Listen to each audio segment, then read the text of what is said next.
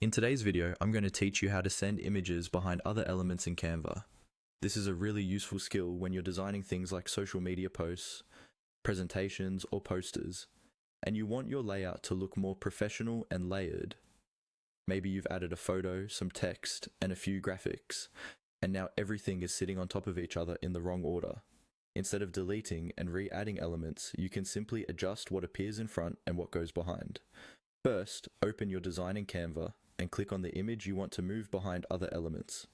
Make sure that this is the exact image you're trying to reposition, because whatever you select is what Canva will adjust in the layer order. You'll see a border appear around it when it's selected, which is a good confirmation that you're working on the right element. Next, with the image selected, right-click on it. If you're using a mouse, this is the button on the right side. If you're on a trackpad, you can usually right-click by tapping with 2 fingers, or using the secondary click option, depending on your device settings. Right-clicking will open a small menu with several options related to that image. In the menu that appears, look for the option labeled Layer. This is Canva's way of grouping all the controls that affect which elements are in front or behind others. Hover over or click on Layer to reveal more options. If you don't see it immediately, just take a moment to look carefully through the menu, as it might be listed alongside options like copy, paste, or delete. Once you've opened the layer options, click on Send Backward.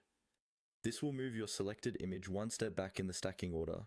That means it will go behind one element that was previously behind it.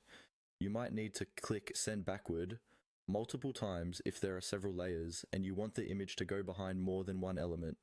After each click, check your design to see how it looks. You can reposition the image by clicking and dragging it, and then continue sending it backward until it sits exactly where you want it in relation to your text, shapes, or other graphics.